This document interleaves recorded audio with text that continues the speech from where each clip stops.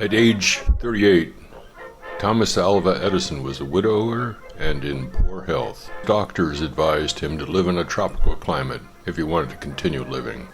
To escape the long winters, Edison bought about 13 acres of riverfront property and moved there with his new wife, Mina.